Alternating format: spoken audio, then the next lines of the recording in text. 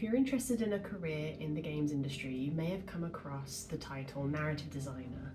So whether you're new to the industry and want to learn more about the role, or whether you're in industry and would still like to learn more about the role because it is kind of newer and a little bit niche compared to other roles, stick around because today I'm going to be going over a crash course into narrative design. Hello, I'm Ree and welcome to Dev Talk NT. So if you're new here, hello, my name is Rianne. I've been in the industry for almost 7 years. I'm a narrative designer currently working at Square Enix, and I like making small, cozy videos to do with my experience in games or just my cozy parts of life in general. So if that's your kind of content, please stick around, and I aim to make more of these kinds of videos in the future. And as always, the tea that I am drinking, tea spotlight at the beginning of the video, is what is it? I believe it's the Yorkshire tea, nutmeg and vanilla bedtime decaf tea. It is not even 10 o'clock in the morning, but this tea is super cozy and lovely, and it gives me like autumnal vibes, and that's really what I'm looking forward to right now. So yeah, just like a nice, no decaf, just chill. Recommend it. So let's get into narrative design. Narrative design is kind of a niche within a niche. The games industry is quite small, and as I mentioned, narrative design as a role is very small within the small industry. So there might not be a lot of resources available when it comes to narrative design. I myself sometimes struggle to find resources about narrative design because it is so new to the industry.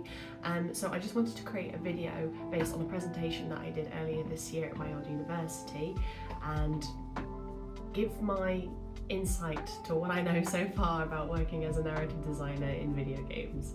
So just to preface, I'm just one person with my own individual insight and opinions in a very quick, ever-changing, ever-growing industry. So please don't take my word as gospel. This is just my experiences that I would like to share. I encourage everybody to speak to other narrative designers within the games industry to get their insight, because there's so many different ways to get into narrative design, and there are lots of different companies that treat narrative design differently. So this is just my personal experience. So let's start at the basics. What is narrative design? Now, according to Google, narrative design develops the narrative elements of the game using both writing and design-based skills to create a cohesive experience.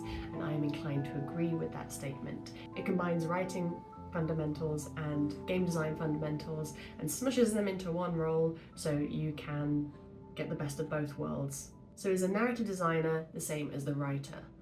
Short answer is no, kind of, but not really.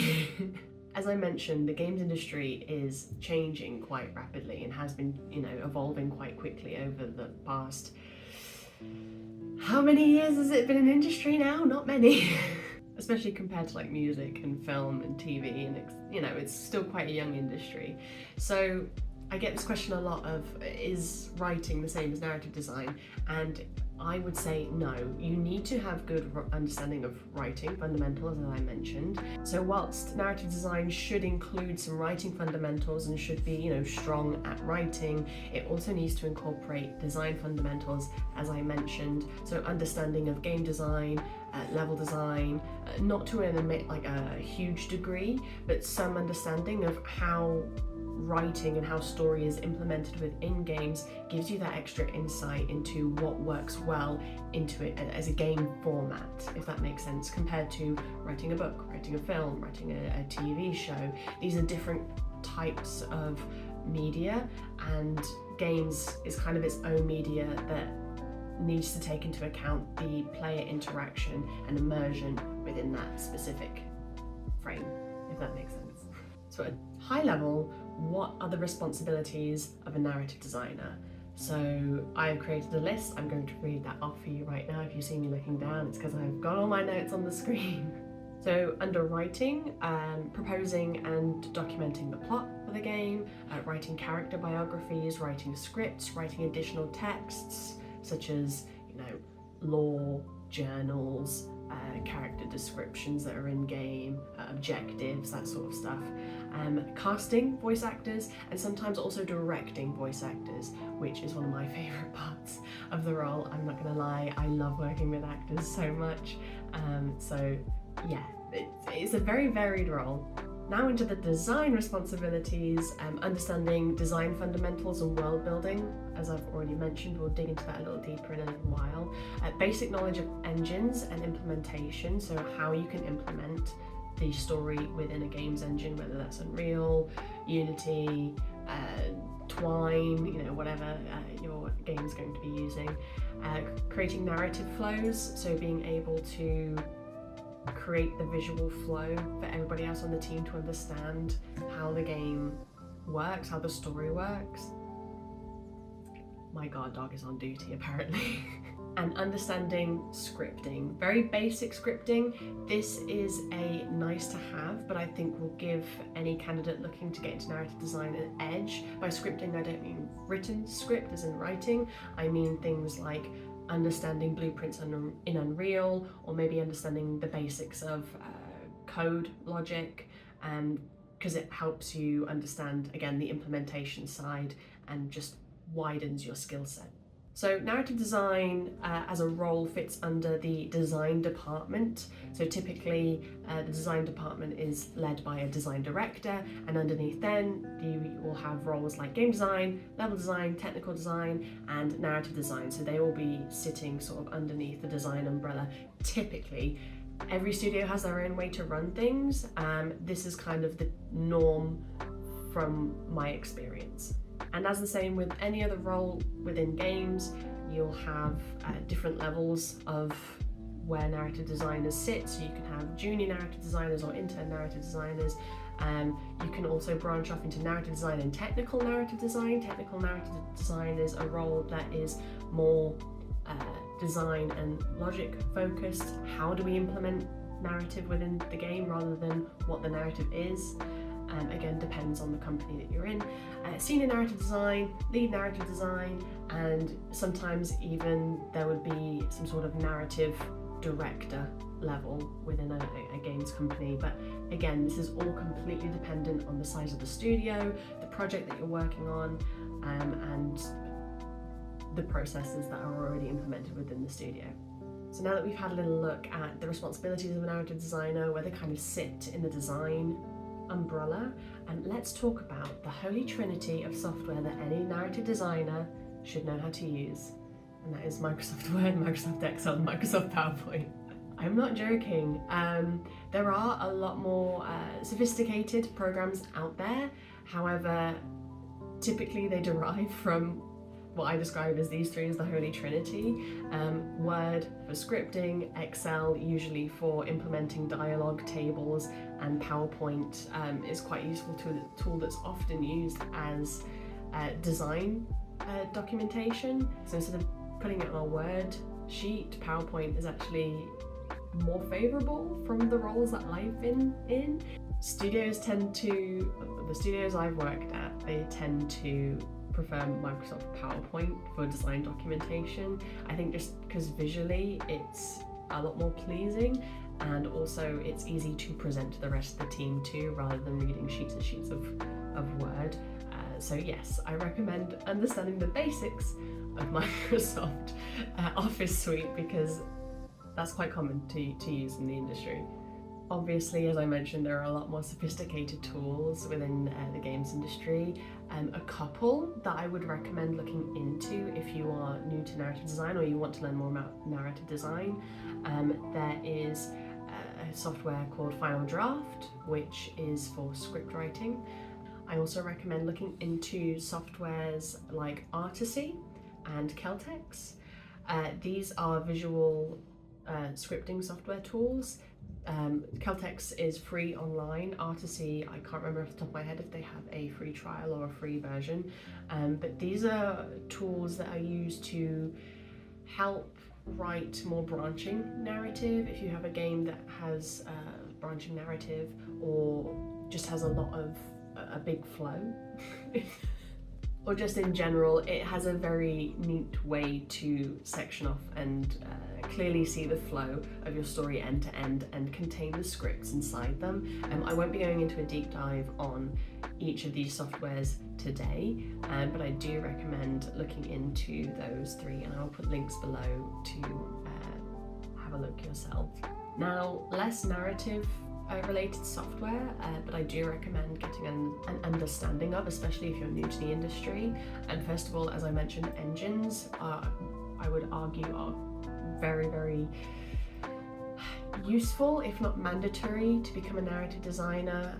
I know a lot of people come into the narrative design role or want to get into the narrative design role, and they have a lot of writing experience, but they don't necessarily have a lot of game making experience. So I recommend just wrapping your head around the Unreal Engine or Unity. They are the two most commonly used engines in games. That doesn't mean you have to limit yourself to just those two engines. Many companies have their own in-house engines as well, but you'll find that they take from the inspiration of other engines such as Unreal and Unity, because they are so well used and well-rounded engines. So if you don't already have some experience working in engines, I do recommend trying to make a short narrative-driven game. There are lots of resources for free, especially on the Unreal Engine start page in their store. There's a lot of free resources you can use, so you don't have to worry about needing fancy, UI or sound or visuals.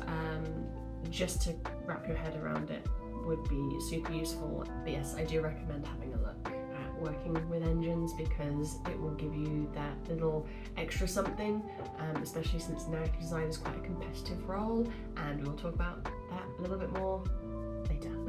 And very, very quickly, I just want to mention, if you haven't already had experience with version control software or any software that tracks your tasks and stuff, this is going to sound very boring, but it's industry standard, and if you're watching, you're someone brand new and you want to know more about the games industry, look into softwares like Perforce and Azure, Jira. Some of these are production tools, but again, it just might be helpful if you're curious to understand sort of industry standard software to keep files safe and track tasks and all the rest of the good bits. So now I wanted to talk to you about a timeline for narrative design, sort of where does a narrative designer start and where does a narrative designer end if we're talking about a project from start to finish. So I've split these into three phases. You have the concept phase, the production phase, and the finalizing phase, I've dubbed it as. And within these three phases, narrative design arguably should be present for all of these phases. I believe the earlier a narrative designer or somebody narrative focused can be within a project's timeline, the more success you'll have and the more ease you'll have implementing any sort of narrative elements in your game. So let's start with the concept phase. So arguably the first thing you should do for your game is look at narrative pillars. Narrative pillars are typically about 3 to 5 different goals that you want to achieve for narrative specifically in your game. These often do tie into the design pillars, like the overall design pillars anyway, but I do recommend looking into the narrative focused ones. Is your story meant to evoke a certain emotion? Is it meant to be the best in its class in a certain genre?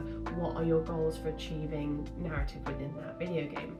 Next, you have the tone for your writing. This is great to research into different games, movies, films that you want to evoke a similar tone or the same tone through your writing within games to make sure that it's all consistent, especially if you're working in a big narrative team. You all need to be working to a consistent voice throughout the entirety of your writing, so understanding the tone of writing for your game is a must. Next, you want to outline your plot.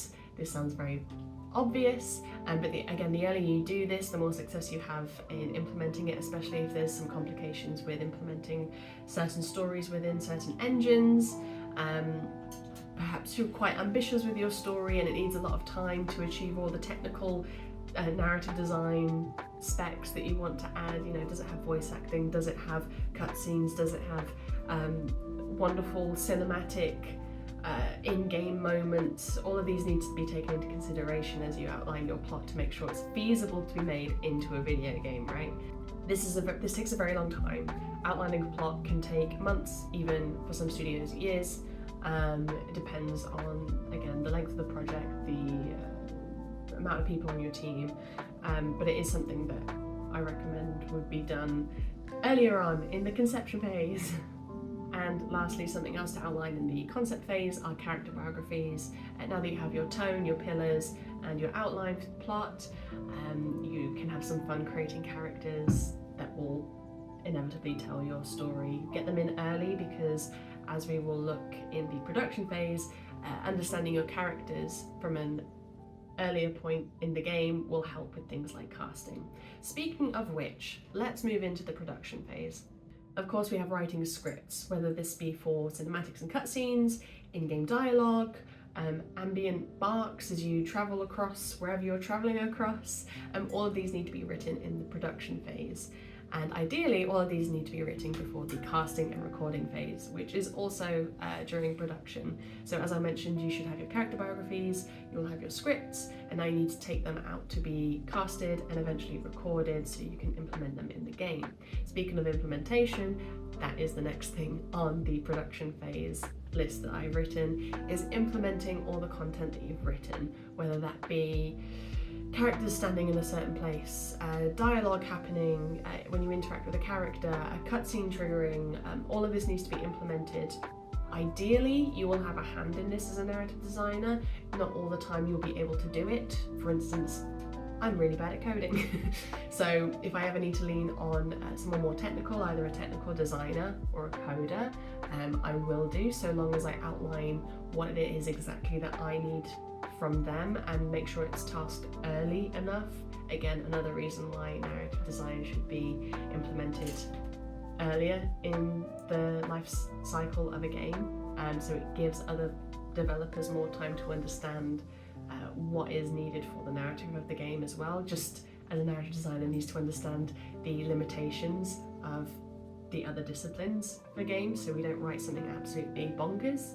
And lastly, in the production phase, right at the end, we have locking content. This is a phase where all the writers should be stopping writing, there will be no more voice recording, and we should be really looking at locking down all the content that's already in-game and making very minimal changes. We're now looking to get the game ready to ship.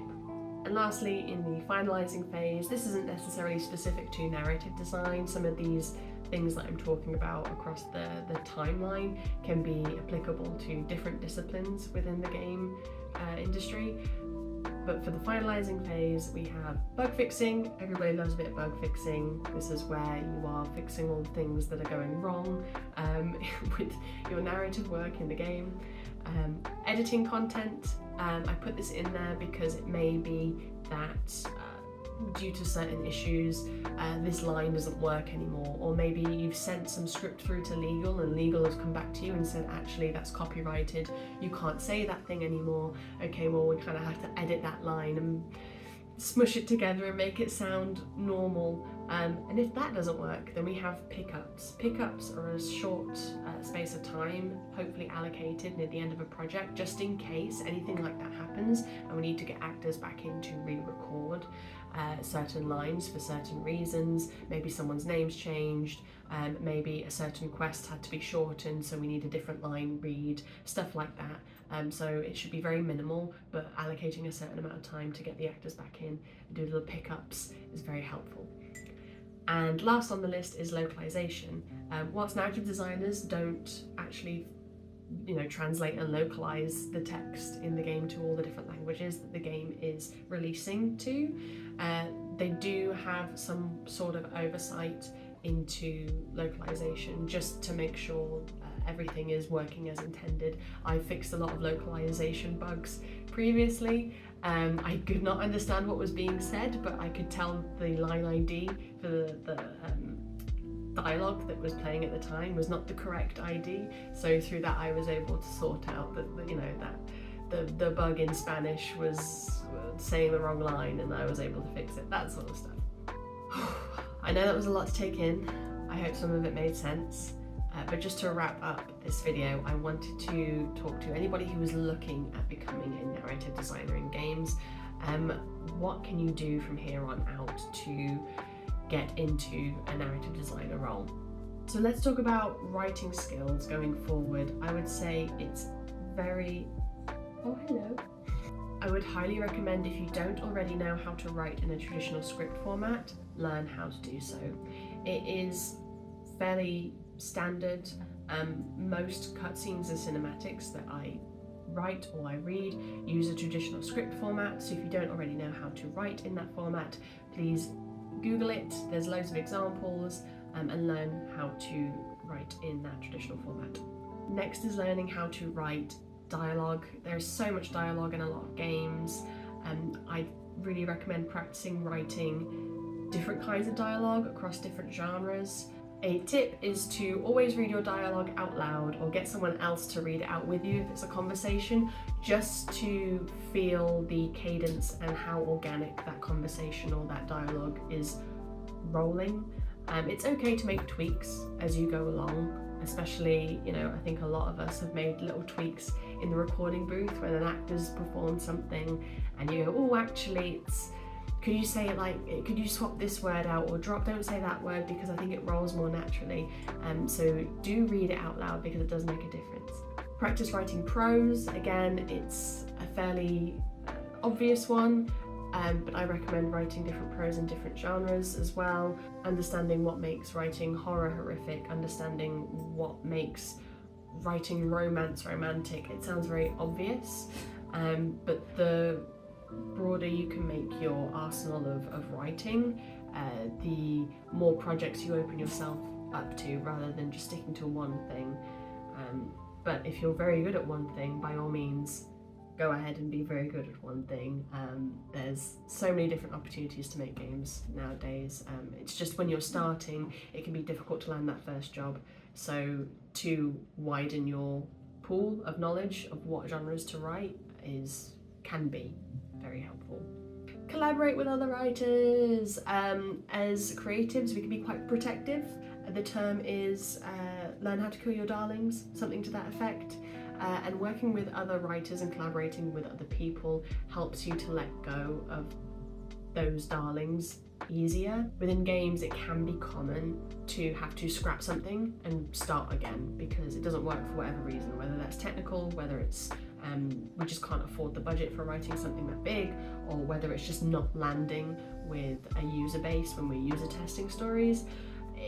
You may just have to scrap things, let it go, and start it again. So collaborating with writers can really help you get used to that idea of they don't like it, I don't like something, okay, let's try and figure out a way to move forward rather than just being stuck in your lane. And of course, read, play, watch a variety of media. Don't just stick to the same thing. Again, if you're very good at something and you're passionate about something, like I love high fantasy, I will always love high fantasy, it will always be my favourite genre to watch, play and write. But I don't let that limit my writing style. I am more than happy and comfortable to explore outside that genre, because I also intake a lot of different media from other genres that helps me understand those genres. So give yourself a little excuse to play that game that you haven't played yet, or watch that film that you wanted to watch for however long, When it comes to design skills, I've already mentioned working game engines. Download Unreal or Unity for free. Just wrap your head around a couple of basic things, the layout of the engine, how to just create an interaction with an NPC, or how to just play some dialogue when you click E. Something as basic as that, I think, really helps you as the design side of narrative designer, so you're able to understand the complexities of actually implementing the narrative. So when you go to write the narrative, you understand how difficult or how easy or how complex something is to actually implement within the game format. Practice design documentation. Writing prose is one thing, and scripts. However, writing something that is super easy to read, accessible for other people to understand across different disciplines is another thing. Often you have to be more concise and to the point. A coder or an audio designer isn't going to want to read 16 pages of your beautifully written prose. They're just going to see the beat sheets and understand what it is exactly you want from them as a department to make the story a reality within the game. So design documentation is something I recommend also looking into. And lastly, lend your skills out to writing in different mediums. You know, you can write a D&D one-shot campaign, you can look at a game jam and see if they need anybody implementing or writing story for their games jam. There are so many different communities online. I know there's lots of Discord communities that will probably need people to write or implement their stories. There are loads of different events, like EGX is coming up in October, where you can network and meet people and potentially make little projects.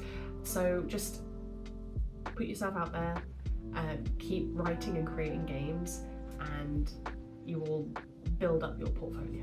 Speaking of making a portfolio, this is something you should absolutely do. I would argue that it is more important to have a portfolio than it is to have a CV or a cover letter, even though they're both important. But if you don't have a portfolio to showcase your skill set, then most of the time your application doesn't make it through. So what do you include in your portfolio if you want to be a narrative designer? So I would argue scripts, any sort of scripts including cutscenes and dialogue scripts, prose excerpts. They don't need to be pages and pages, just short snippets to demonstrate your writing capabilities, especially if you have written in different genres.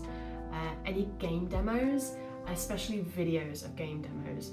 I won't lie, most people do not have the time to download your game and play it. However, if you have a short video of gameplay working through your game, that is much better on a portfolio and makes it much more accessible to potential employers to view your work very quickly.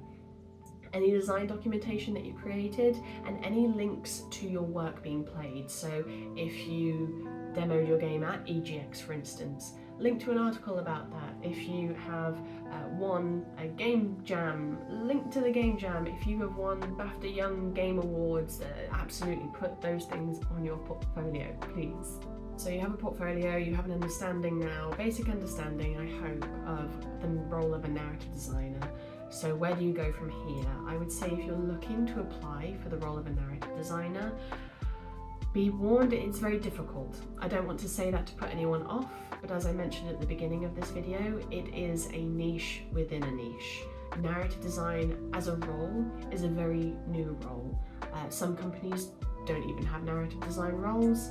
Some companies have narrative designers, but they don't call them narrative designers. So things like other similar roles like writing, content designers, technical narrative design, these are all terms that sometimes encompass similar skill sets. They're not all exactly the same, but just keep your eyes out for different terminology in different roles, not necessarily it just being called narrative design, just because it is so new and companies might need some things of a narrative designer but not others, or some companies just need a writer, they don't need your design expertise because they already have their design team sorted.